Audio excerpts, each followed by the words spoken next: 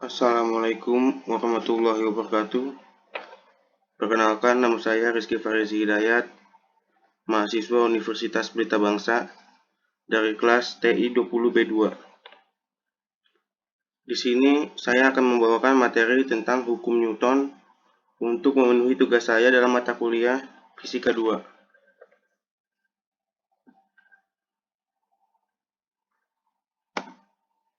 Yang pertama, hukum Newton.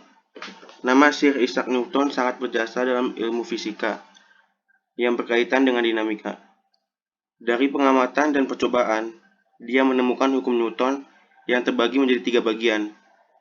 Hukum Newton menemukan adanya pengaruh gaya pada suatu benda saat bergerak. Hukum gerak Newton menjadi hukum dasar dinamika dengan merumuskan pengaruh gaya terhadap perubahan gerak benda.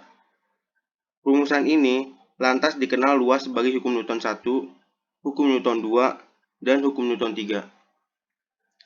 Di samping itu, sebagai penghormatan, nama Newton diabadikan sebagai satuan gaya. Selanjutnya, persamaan gerak Newton seperti diketahui bahwa dinamika adalah cabang dari mekanika yang membahas tentang hukum fisika tentang gerak benda.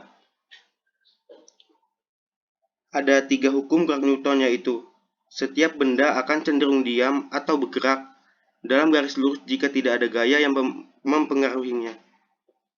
Yang kedua, perubahan gerak berbanding lurus dengan gaya yang dikenakannya dan searah dengan gaya tersebut. Yang ketiga, setiap ada aksi, maka selalu ada reaksi yang besarnya sama dan berlawanan, atau saling aksi dari dua benda besarnya selalu sama dan berlawanan arah. Selanjutnya, hukum Newton 1. Hukum pertama Newton menjelaskan tentang sifat umum dari sebuah benda, yaitu inersia atau kelembaman. Mudahnya, inersia adalah hambatan benda untuk melakukan perubahan gerak. Jika benda dalam keadaan diam, maka dia enggan untuk digerakkan dan hanya gaya yang dapat menggerakkan. Sebaliknya, jika benda dalam keadaan bergerak, maka dia enggan untuk dihentikan kecuali ada gaya yang menghentikannya. Jika gaya resultan pada benda 0, maka V atau vektor kecepatan sama dengan 0, dan A atau vektor percepatan sama dengan 0. Apabila benda bergerak, maka akan berkecepatan konstan. Ciri-ciri lain, semakin besar massa, maka semakin besar inersia atau kelembaman benda. Maka, benda sukar dipercepat atau dirubah geraknya. Selanjutnya, rumus dari hukum Newton pertama yaitu sigma F sama dengan 0. Hukum 2 dan 3 Newton. Jika kedua benda dibuat untuk saling berinteraksi, misalnya dengan mengikatkan pegas ke masing-masing benda, maka akan diperoleh bahwa percepatan dari kedua benda akan selalu berlawanan arah dengan rasio konstan. Diasumsikan bahwa percepatan diberikan di dalam sistem acuan inersia dan hanya pengaruh timbal balik dari A dan B saja yang diperhatikan. Kita dapat menyatakan hal ini dengan ungkapan dVA per dt sama dengan min dVB per dt mu BA. Konstanta mu BA menyatakan ukuran inersia B terhadap A.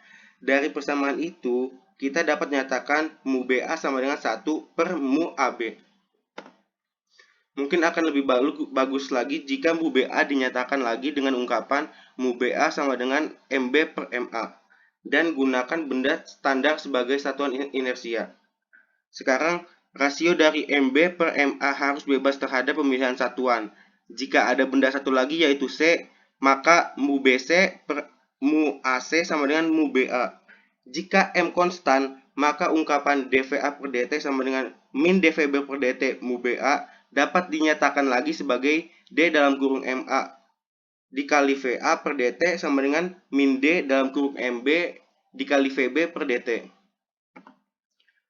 Laju perubahan dari produk massa dengan kecepatan merupakan perubahan gerak dari hukum Newton kedua. Dan menurut hukum tersebut berbanding langsung dengan gaya. Dengan kata lain, kita dapat menyatakan hukum Newton kedua melalui ungkapan F sama dengan K D dalam kurung MV per dt, di mana F adalah gaya dan K adalah konstanta kesebandingan.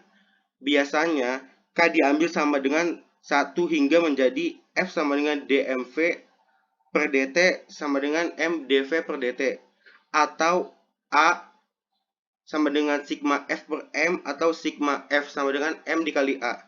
Karena M adalah tetap, dari persamaan F sama dengan D dalam kurung MV per dt sama dengan M dv per dt dapat menginterpretasikan suatu kenyataan bahwa ungkapan D dalam kurung MA dikali VA per dt sama dengan min D dikali MB per VB per dt.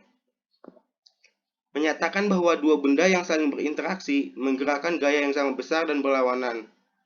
Masing-masing gaya disebut aksi dan reaksi hukum 3 Newton.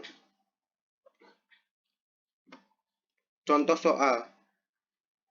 Sebuah mobil mainan yang awalnya diam bergerak dengan percepatan tetap selama 5 detik. Jika jarak yang ditempuh 75 meter dan massa mobil mainan adalah 5 kg, hitunglah besar gaya yang bekerja pada mobil mainan tersebut.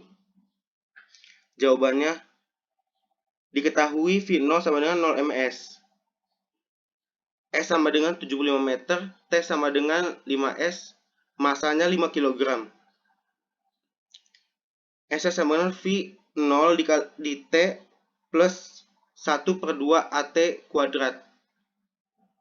75 sama dengan 0,0 dikali 5 ditambah 1 per 2 dikali A dikali 52. 75 sama dengan 25 dibagi 2 dikali A. A sama dengan 6 meter per second. F sama dengan M kali A. F sama dengan 5 kali 6 dan hasilnya 30. Jadi besar gaya yang bekerja pada mobil mainan tersebut adalah 30 Newton. Lebih jauh tentang gaya, gaya F adalah besaran vektor karena itu mempunyai besar dan arah, serta memenuhi aturan operasi vektor. Satuan untuk gaya adalah Newton dan disingkat dengan N. Besar dan arah gaya bergantung pada macam sistem dan lingkungan yang sedang ditinjau serta diungkapkan lewat hukum gaya. Hukum gaya ini mempunyai bentuk yang khas bagi sebuah sistem dan lingkungannya. Misal, benda di dekat permukaan bumi sama dengan gaya berat. Benda diikat dengan tali, tegangan tali. Momentum linier. Momentum linier merupakan produk dari massa dan kecepatan yang ditandai dengan P. Jadi, P sama dengan mv. Hukum Newton kedua selanjutnya dinyatakan sebagai F sama dengan dp per dt. Atau dapat dinyatakan ketika sebuah gaya bekerja pada sebuah benda, maka gaya tersebut sama dengan laju perubahan momentum linier benda tersebut. Hukum ketiga Newton selanjutnya dapat dinyatakan dalam bentuk momentum menjadi dVA per dt sama dengan min dVB per dt mu BA, atau dPA per dt sama dengan min dVB per dt, atau PA plus PB sama dengan konstan. Mungkin itu saja dari saya, kurang lebihnya mohon maaf. Cukup sekian, wassalamualaikum warahmatullahi wabarakatuh.